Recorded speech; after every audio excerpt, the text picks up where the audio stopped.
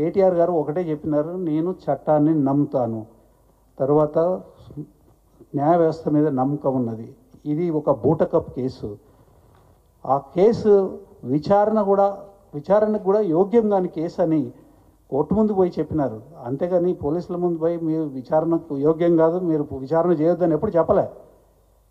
అదే క్రమంలో 7వ తారీఖు నాడే వేసినారు. తర్వాత 7 తర్వాత మళ్ళీ 9వ తారీఖు నాడు విచారణకు రమ్మని ఎప్పుడైతే చెప్పినారో ఆ రోజు మార్నింగ్ అంటే 9వ తారీఖు ఉదయమే ఈ కేసుని విత్డ్రా చేసుకోమని కేటీఆర్ గారు చెప్పినారు.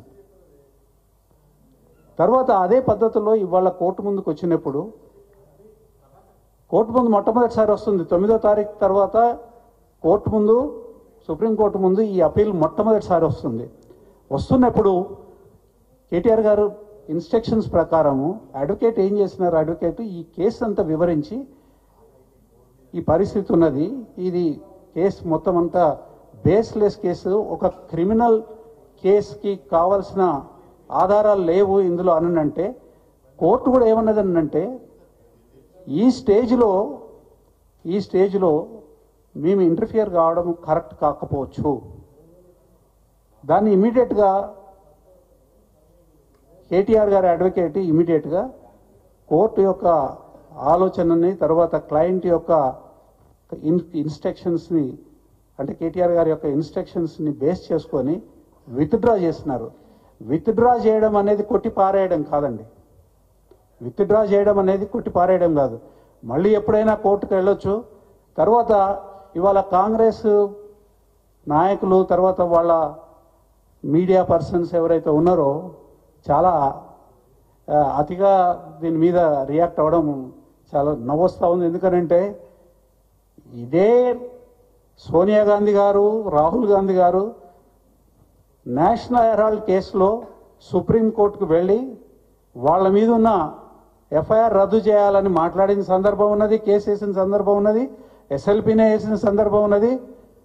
వాళ్ళు కూడా ఇదే పద్ధతిలో విత్డ్రా చేసుకున్న సందర్భం ఉన్నది. మరి వాళ్ళు చేస్తేనేమో కొట్టేనట్టు, కేటీఆర్ గారి కేసు అయితేనేమో కొట్టేసినట్టు, తర్వాత అర్ధసత్యాలతోని అబద్ధాలతోని అర్ధసత్యాలతోని ప్రజల్ని పక్కదారి పట్టించే కార్యక్రమం చేయడము ఇది నిందనీయము. తర్వాత చాలా చాలా ప్రిప్లెక్సింగ్గా ఉన్నది. ఇది ఈ రకమైన ఆలోచనలు, ఈ రకమైన ఆరోపణలు, ఈ రకంగా ఇది ప్రజలకున్న ఏకైక ప్లాట్ఫామ్ అండి. లీగల్ సిస్టమ్ అవతల ఉండి ప్రజాస్వామిక వ్యవస్థలో ప్రజల పట్ల ఉండాల్సింది మీడియా. ఈ మీడియాను కూడా గబ్బు పట్టించే కార్యక్రమం ఈ రకంగా చేస్తే కోర్టు విషయాలలో కూడా గబ్బు పట్టించే కార్యక్రమాలు చేస్తున్నారు అంటే ఇది సరైన పద్ధతి కాదు. కేటీఆర్ గారు ఖచ్చితంగా ఆయన అనేక సందర్భాలలో చెప్పినారు, న్యాయ వ్యవస్థ మీద నమ్మకం ఉన్నది, ఖచ్చితంగా నేను విచారణకి సహకరిస్తానని చెప్పారు. ఆ కోణంలోనే ఆల్రెడీ ఒకసారి విచారణ జరిగిన తర్వాత మనం కంప్లీట్గా అది కంక్లూడ్ అయ్యేదాకా విచారణకి సహకరించాలనే ఉద్దేశంతోనే సుప్రీంకోర్టులో లాయర్కి విత్డ్రా చేసుకోమనే ఇన్స్ట్రక్షన్ ఇవ్వడం మూలంగా ఈ కేసుని విత్డ్రా చేసుకున్నారు.